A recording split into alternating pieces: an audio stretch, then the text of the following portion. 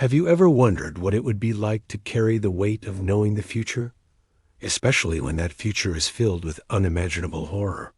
Picture a young man, barely 20 years old, chosen by God to deliver the most devastating news his nation would ever hear. This is the story of Jeremiah, a prophet whose tears would echo through centuries, whose pain would become legendary, and whose secret revelation would change everything we understand about suffering, hope, and divine purpose. In the small town of Anathoth, nestled in the hills of Benjamin just north of Jerusalem, life moved with the gentle rhythm of ancient traditions. The smell of fresh bread wafted from stone ovens, children played in dusty streets, and the sound of prayers drifted from humble homes as families gathered for evening meals. It was here, in this unremarkable place, that one of history's most remarkable prophets was born. Jeremiah was the son of Hilkiah, a priest whose days were spent in service to the Almighty, teaching sacred laws and performing holy rituals that had been passed down through generations.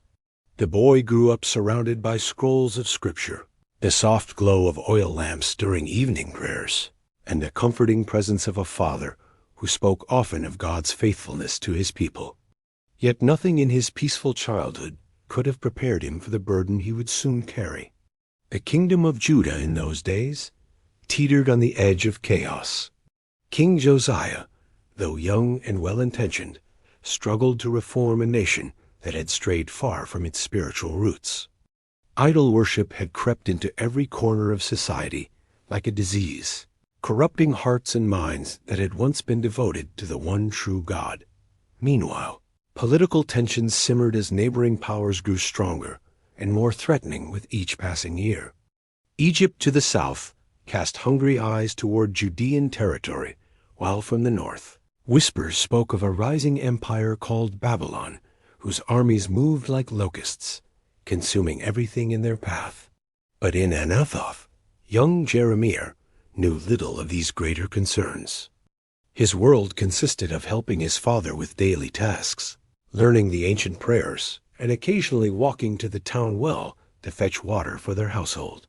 He was an ordinary boy with ordinary dreams, content in his simple life, unaware that the Creator of the universe had been watching him since before his birth, preparing him for an extraordinary destiny.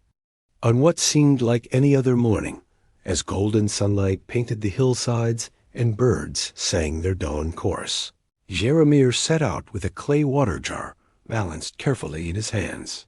The path to the well was familiar, worn smooth by countless footsteps over many years.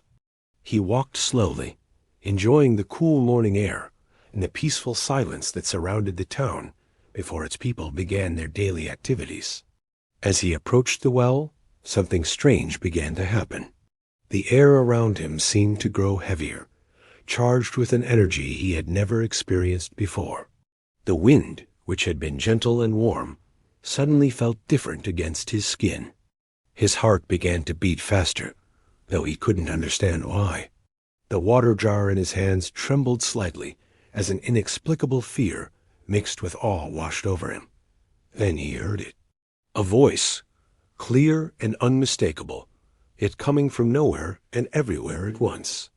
It wasn't the voice of any human being he had ever known, but something infinitely more powerful, more ancient, more real than anything in his earthly experience. The voice spoke his name with such authority and tenderness that his knees nearly buckled beneath him. The words that followed would forever change the trajectory of his life, words that carried both incredible honor and unbearable weight. Before he was even formed in his mother's womb, this voice declared he had been known. Before his first breath, he had been set apart. The purposes of heaven had been woven into his very existence, and now the time had come for those purposes to be revealed. The clay jar slipped from his nerveless fingers, crashing to the ground and shattering into countless pieces. Water soaked into the dusty earth as Jeremiah stood frozen, his young mind struggling to comprehend what was happening to him. This was no dream, no flight of imagination. This was as real as the broken pottery at his feet, as real as the sun rising over the hills of his homeland. The divine voice continued to speak, each word burning itself into Jeremiah's consciousness like brands upon his soul. He was to be a prophet to the nations. The voice explained not merely to his small town of Anathoth, or even to the kingdom of Judah, but to peoples and kingdoms far beyond anything his young mind could imagine. The scope of his calling was breathtaking and terrifying in equal measure. "But I am only a child," Jeremiah whispered, his voice barely audible as he stared at the fragments of pottery scattered around his feet. The protest escaped his lips before he could stop it, born from a sudden overwhelming awareness of his own inadequacy. How could someone so young, so inexperienced, so ordinary, possibly stand before kings and nations? How could his voice carry messages that would shake the foundations of empires? The response came with gentle firmness that somehow managed to be both comforting and absolute. Age, the divine voice assured him, was irrelevant. Youth was not a disqualification, but rather an advantage, for the young heart could be molded more easily, shaped without the hardened cynicism that comes with years of worldly experience. God would provide the words, would give him the courage, would be with him every step of the treacherous path ahead. As if to demonstrate this promise, something extraordinary happened. Jeremiah felt as though an invisible hand reached out and touched his lips, and immediately his mouth burned with a strange fire that was both painful and wonderful. The sensation was unlike anything he had ever experienced, as if pure light and power were being poured into the very core of his being. When it subsided, he understood with crystal clarity that his words would no longer be merely his own. They would carry the authority and power of heaven itself. The vision that followed left him trembling. He saw two things that seemed disconnected, yet somehow profoundly linked. First, a branch from an almond tree, its white blossoms beautiful and promising, appeared before his inner eye. The significance was explained to him immediately. Just as the almond tree was the first to awaken from winter's sleep, so too would God's words prove swift to fulfill themselves. Nothing spoken through Jeremiah would fall to the ground unfulfilled. The second vision was far more ominous. A boiling pot appeared, tilting dangerously from the north, its scalding contents ready to spill across the land. This, the voice explained with sorrowful gravitas, represented the judgment that was coming upon Judah and Jerusalem. From the northern kingdoms would come destruction such as the people had never seen, armies that would sweep down like an avalanche of death and devastation. Jeremiah's heart nearly stopped as the full implications of this revelation crashed over him. He was being called not to bring good news, but to warn of approaching catastrophe. He would not be welcomed as a bearer of hope, but feared and hated as a prophet of doom. The weight of this responsibility pressed down upon him like a massive stone, threatening to crush his spirit before his ministry had even begun.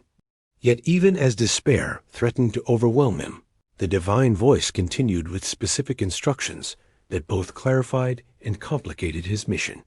He was to speak against kings and princes, against priests and common people alike. He would be called to root out and pull down, to destroy and throw down before he could build and plant. The metaphor was clear before healing could come. The infected wound must be cleaned, no matter how painful the process. The young prophet understood with terrible clarity that he was being commissioned to be the surgeon who must cut away the diseased flesh of his nation as spiritual corruption. He would have to speak against the very religious leaders he had been raised to respect, challenge the political authorities who held the power of life and death, and confront the people who had grown comfortable in their rebellion against God. Standing there beside the broken water jar, Jeremiah felt the full weight of isolation that would become his constant companion. Friends would abandon him, family members would turn against him, and even those he sought to save would curse his name. He would become a man apart, carrying knowledge too terrible to bear, yet too important to keep silent. The sun had climbed higher during this supernatural encounter, and the sounds of the awakening town began to drift across the morning air. Soon people would come looking for him, wondering why he had not returned with water. How could he possibly explain what had just happened? How could mere words convey the reality of standing in the presence of the Almighty? As the intensity of the divine presence began to fade, leaving him alone beside the well, with only the broken pottery as evidence of the encounter, Jeremiah realized that his childhood had ended in the space of a few earth-shattering moments. The carefree boy who had walked to the well that morning no longer existed. In his place stood a young man burdened with the most difficult calling imaginable: to love his people enough to tell them the truth they desperately needed to hear, but would violently refuse to accept. The tears began then, though he barely noticed them falling. They were the first of countless tears he would shed over the decades to come, tears that would earn him the title, the Weeping Prophet, and make his name synonymous with prophetic grief. He wept for his lost innocence, for the peaceful life that would never be his, and most of all for the terrible future he now knew awaited his beloved homeland.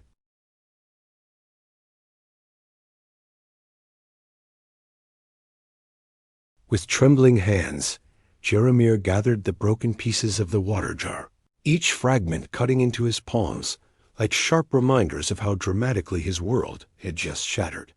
The physical pain was nothing compared to the anguish in his heart as he contemplated the path that lay before him.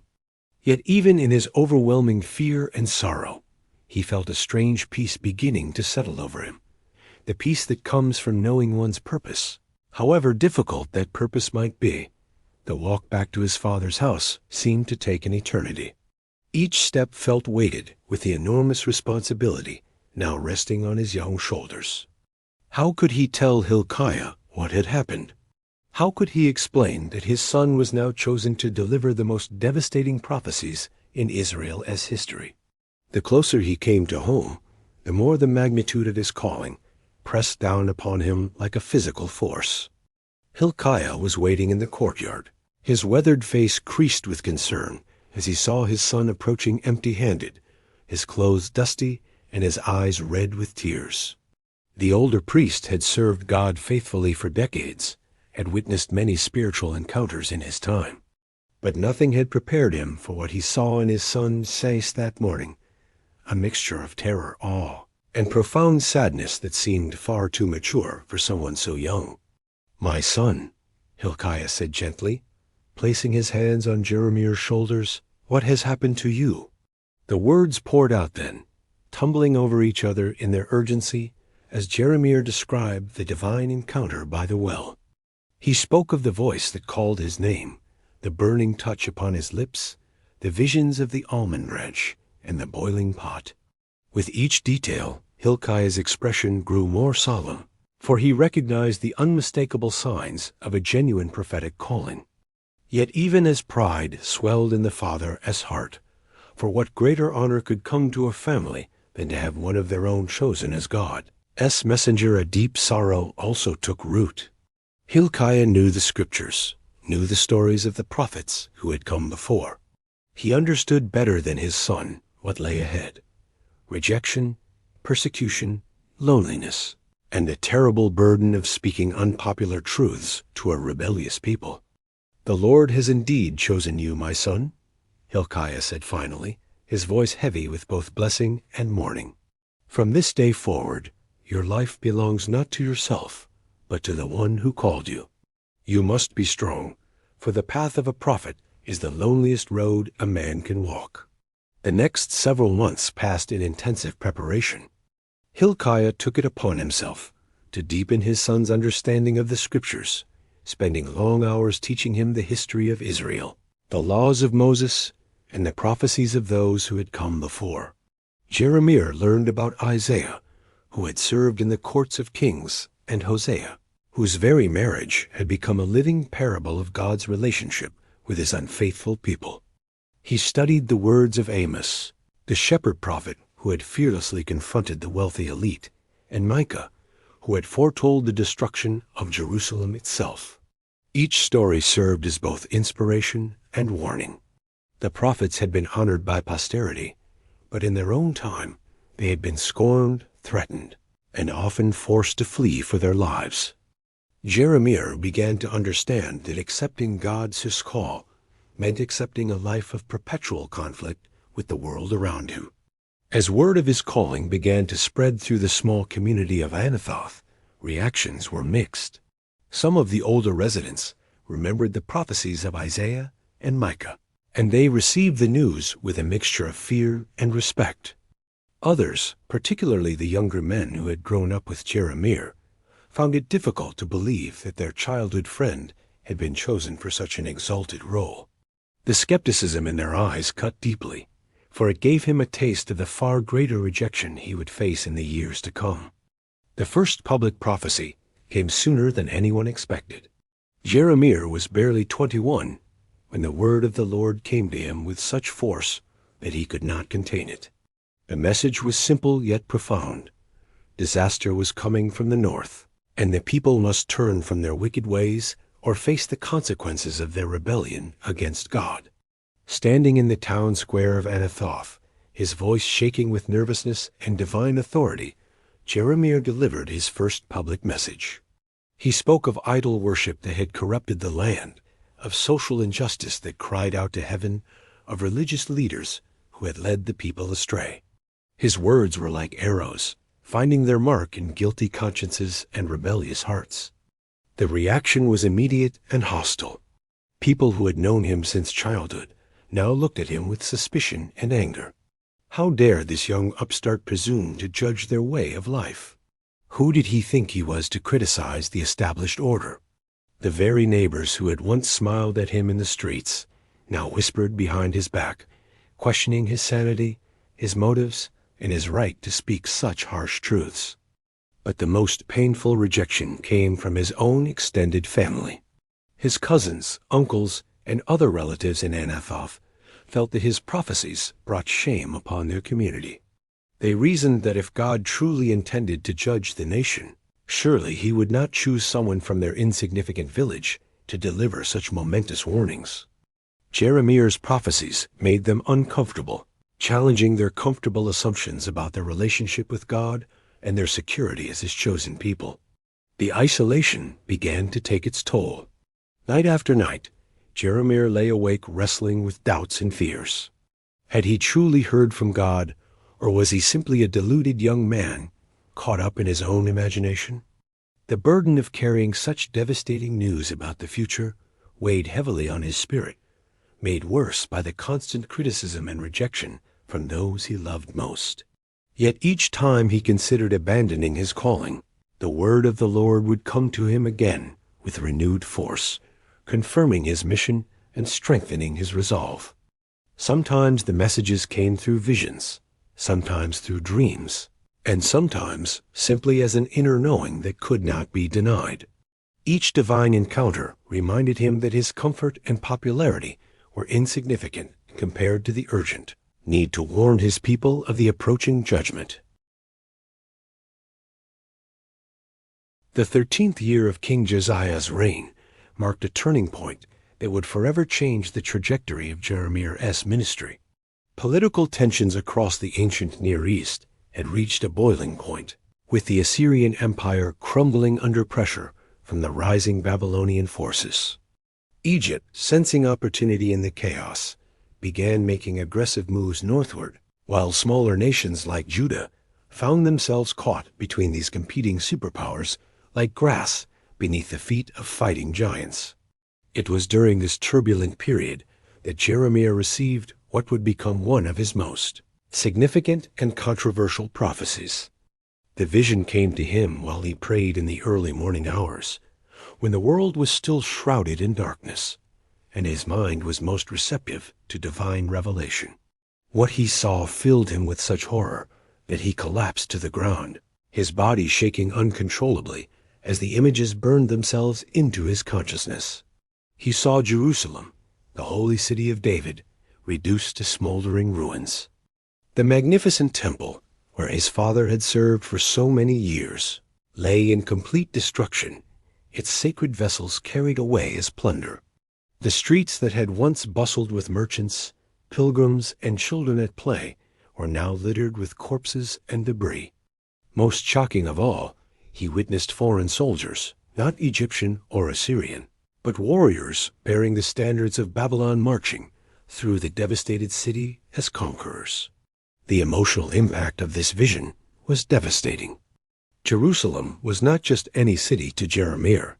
It was the dwelling place of God's presence on earth, the center of Jewish spiritual life, the symbol of divine covenant with his chosen people. To see it destroyed was like watching the death of everything sacred and meaningful in his world. Yet the message was unmistakable. This destruction would come as divine judgment upon a people who had persistently rejected their God as commands. When Jeremiah shared this prophecy publicly, the backlash was immediate and fierce. Religious leaders accused him of blasphemy, arguing that God would never allow his holy temple to be destroyed. Political authorities branded him a traitor, claiming his words gave comfort to Judah's enemies. Common citizens reacted with a mixture of fear and fury, unwilling to accept that their comfortable lives might soon be shattered by foreign invasion. The prophet found himself increasingly isolated, even within his own family.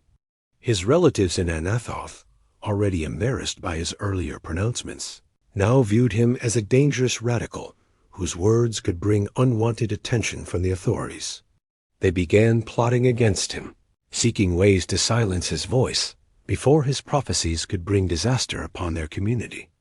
One evening, as Jeremiah walked alone through the olive groves outside Anathoth, he overheard voices in the darkness. To his shock and heartbreak, he recognized the speakers as his own cousins and uncles. They were discussing plans to have him killed, reasoning that his death would end the shame his prophecies brought upon their family name. The betrayal cut deeper than any sword, for these were the very people who should have supported and protected him. That night, Jeremiah experienced what many scholars would later call his darkest hour. Alone in his room, surrounded by the scrolls and sacred texts that had shaped his spiritual formation, he poured out his anguish to God in a prayer that revealed the full extent of his human frailty. He questioned why he had been chosen for such a difficult calling, why he had to bear such terrible knowledge, why those he loved most had turned against him. Yet even in his deepest despair, Jeremiah discovered something remarkable about the nature of divine calling. The same God who had commissioned him to speak difficult truths also provided supernatural strength to endure the consequences of that obedience. As he prayed through the long night hours, he felt his resolve being renewed, his courage restored, his sense of purpose clarified once again. The next morning brought a new challenge that would test his faith in unexpected ways. King Josiah, the young monarch who had been working to reform Judah's spiritual life, was killed in battle against Pharaoh Necho at Megiddo. The news devastated the nation, for Josiah had been their great hope for spiritual and political restoration. His death seemed to validate the prophecies of doom that Jeremiah had been proclaiming. Yet it also removed the one political leader who might have listened to prophetic warnings. Josiah's son Jehoash succeeded him, but ruled for only 3 months before being deposed by the Egyptian pharaoh, who installed another of Josiah's sons, Jehoiakim, as a puppet king. This rapid succession of political upheavals created exactly the kind of instability that Jeremiah had predicted would precede the final catastrophe. Under Jehoiakim's rule, the spiritual reforms that Josiah had initiated were quickly abandoned.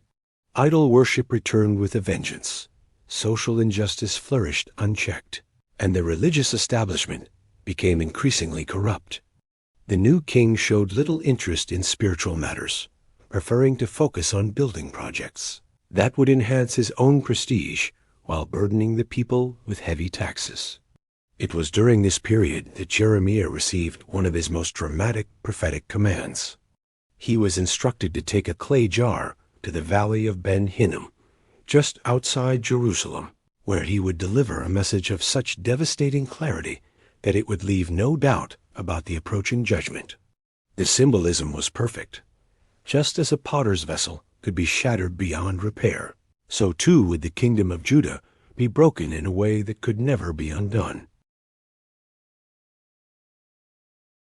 The valley of Ben Hinnom was a place of dark reputation, where in previous generations children had been sacrificed to foreign gods in horrific rituals that defiled the very ground. As Jeremiah made his way down the steep path carrying the clay jar, the weight of the moment pressed heavily upon him.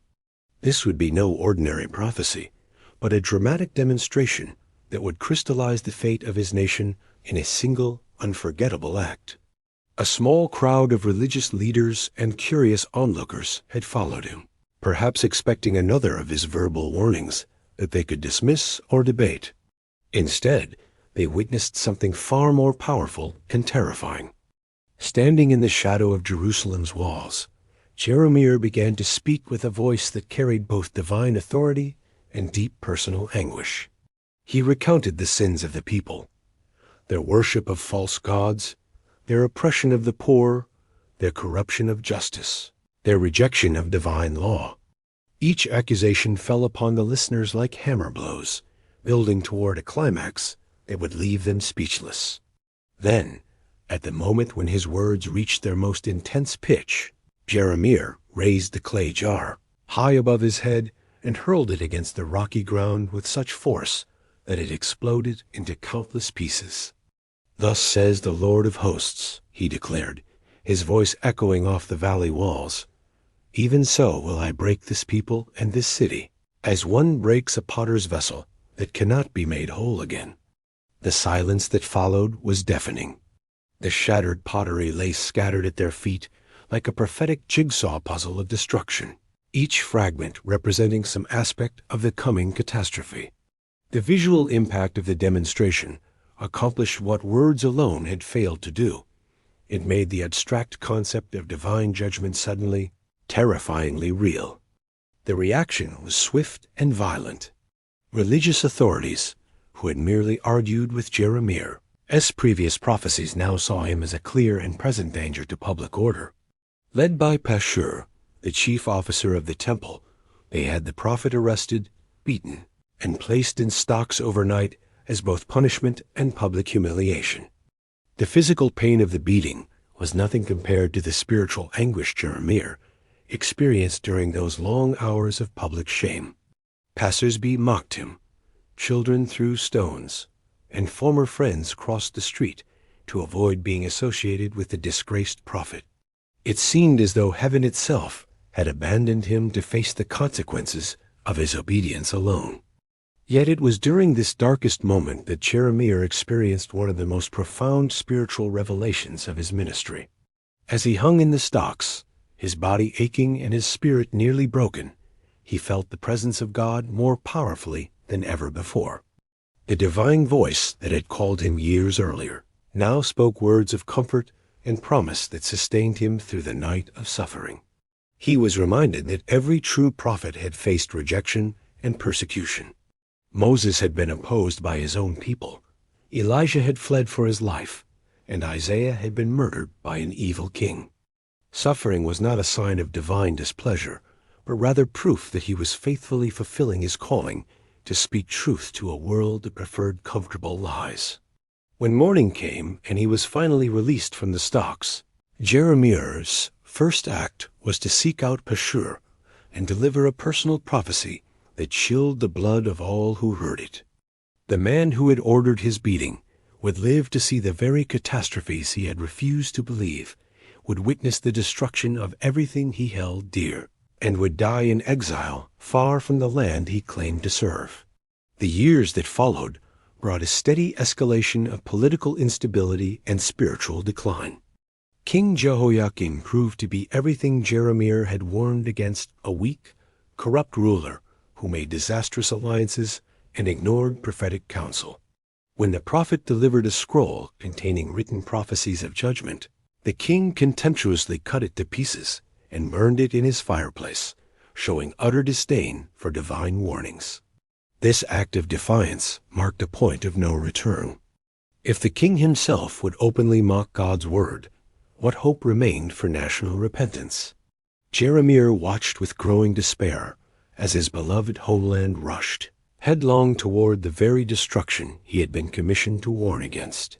The Babylonian threat, which had seemed distant and theoretical in earlier years, now loomed large and immediate. Nebuchadnezzar's armies had already conquered most of the surrounding nations, and scouts reported their inexorable advance toward Judah. The northern approach that Jeremiah had seen in his initial vision, the boiling pot tipping from the north, was becoming visible reality. Yet even as external enemies gathered, the internal corruption of Judah continued to accelerate. False prophets arose, contradicting Jeremiah's warnings and promising peace when no peace existed.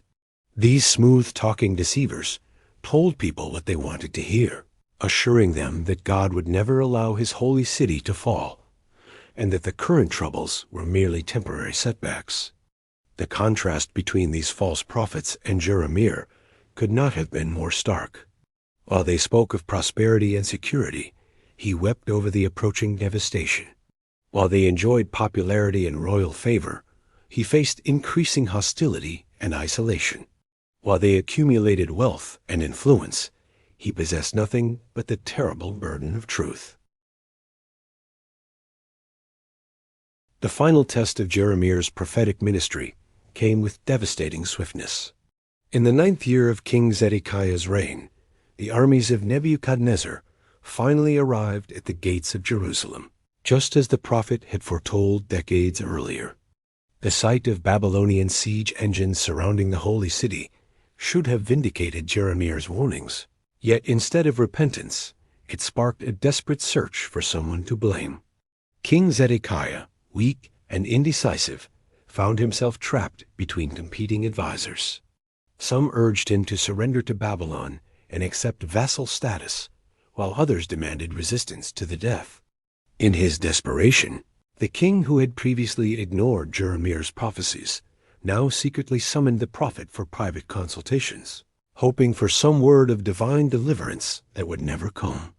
The conversations between king and prophet during the siege revealed the tragic futility of seeking God's favor at the last possible moment.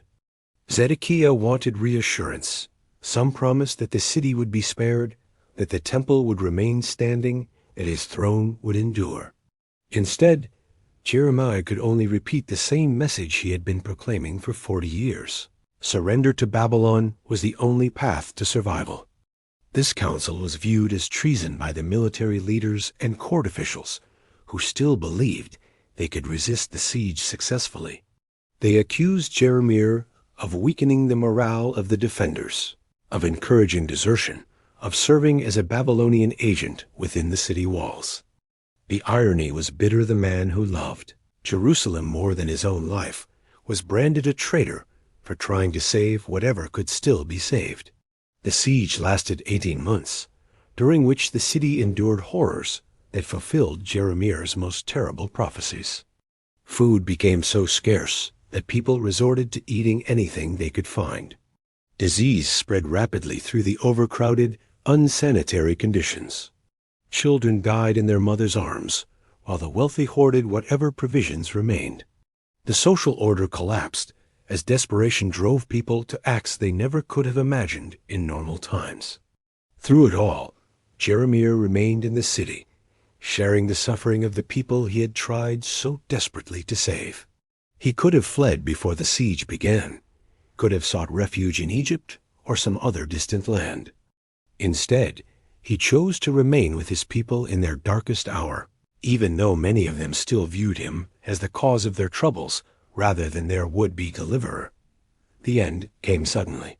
Babylonian forces breached the walls on a dark summer night, pouring into the city like a flood of destruction. King Zedekiah attempted to flee, but was captured near Jericho. His sons were executed before his eyes, and then his own eyes were gouged out, ensuring that the sight of his children's deaths would be the last thing he ever saw. The temple, that magnificent structure that had stood for over 4 centuries as the symbol of God's presence among his people, was systematically dismantled and burned. The sacred vessels that had been used in worship for generations were carried away as war trophies. The very stones seemed to cry out as the building that had been the center of Jewish spiritual life was reduced to smoking ruins. Jeremiah witnessed it all, with tears that had been decades in the making. Every prophecy had been fulfilled exactly as God had revealed, yet there was no satisfaction in being proven right. Only overwhelming grief for the unnecessary tragedy that could have been avoided if the people had listened to the warnings they had been given. The survivors were divided into groups, some executed, others deported to Babylon, still others left behind to scratch out a living in the devastated land. Jeremiah, now an old man whose hair had turned white with years of sorrow, was offered the choice of going to Babylon with the exiles or remaining in Judah. He chose to stay with the poorest of the poor, the broken remnant that the Babylonians considered too insignificant to bother deporting. In the aftermath of Jerusalem's destruction, Jeremiah faced perhaps the greatest challenge of his entire ministry: how to offer hope to a people whose world had been utterly shattered. The remnant that remained in Judah existed in a state of shock, wandering through the ruins of their former lives like ghosts haunting a graveyard. Everything they had believed about their special relationship with God, their security as his chosen people, their indestructible holy city, lay in ashes around them. The prophet who had spent 40 years warning of this catastrophe now found himself called to a different role, not the herald of judgment, but the voice of comfort for the broken-hearted. The same God who had commissioned him to root out and pull down now instructed him to build and plant hope in hearts that seemed beyond healing. Gedaliah, the Babylonian appointed governor, tried to establish some semblance of order among the survivors. He urged them to accept their new reality, to cooperate with their conquerors, to focus on rebuilding rather than resistance. For a brief moment, it seemed possible that a remnant might indeed survive and eventually flourish under foreign rule, just as Jeremiah had counseled. But even this fragile hope was soon destroyed. A group of Jewish zealots, unable to accept the humiliation of foreign domination, assassinated Gedaliah and massacred the Babylonian officials stationed in the land. The act of terrorism ensured that Nebuchadnezzar's revenge would be swift and terrible, leaving the survivors with only one option: flight to Egypt. Despite Jeremiah's passionate pleas for them to remain in the land and trust God's protection, the terrified remnant forced him to accompany them in their exodus to Egypt. The bitter irony was complete. The man who had warned against trusting in Egyptian alliances now found himself an unwilling exile in the very nation he had identified as a false refuge. Yet even in Egypt, among a broken and disillusioned people, Jeremiah's prophetic ministry continued. His message evolved from warning to comfort, from judgment to restoration.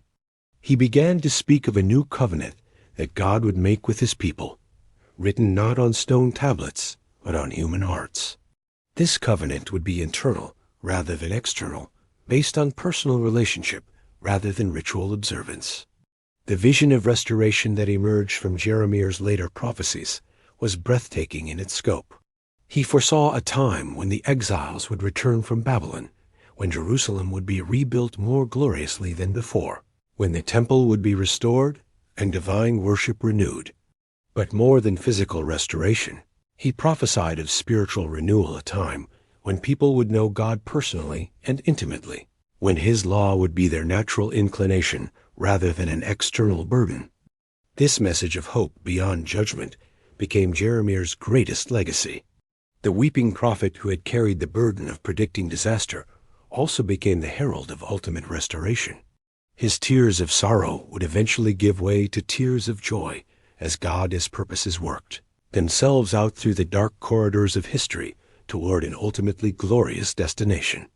The Book of Lamentations, traditionally attributed to Jeremiah, captured both the depth of his grief and the persistence of his hope.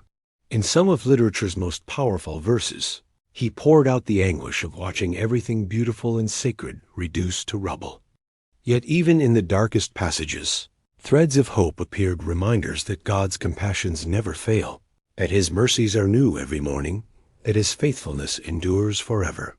As Jeremiah's earthly ministry drew to a close in Egyptian exile, he could look back on a life that had been both tragic and triumphant. He had been faithful to his calling despite overwhelming opposition, had spoken truth regardless of personal cost, had loved his people enough to warn them of dangers they refused to acknowledge. Though he never lived to see the restoration he prophesied, his words provided comfort and guidance to generations of exiles who clung to his promises during their darkest hours. The young man who had once protested that he was only a child had become one of history's most influential prophets. His tears had watered the seeds of hope that would eventually bloom into the return from exile, the rebuilding of the temple, and ultimately the coming of the Messiah he had foretold. The weeping prophet's legacy proved that sometimes the most powerful ministry emerges from the deepest suffering, and that those who faithfully bear the burdens God gives them become channels of blessing for countless others. In the end, Jeremiah's story reveals the profound truth that divine calling often leads through valleys of sorrow before reaching mountaintops of joy. His life demonstrated that faithfulness to God's word, even when that word is difficult and unpopular, ultimately serves the highest purposes of love.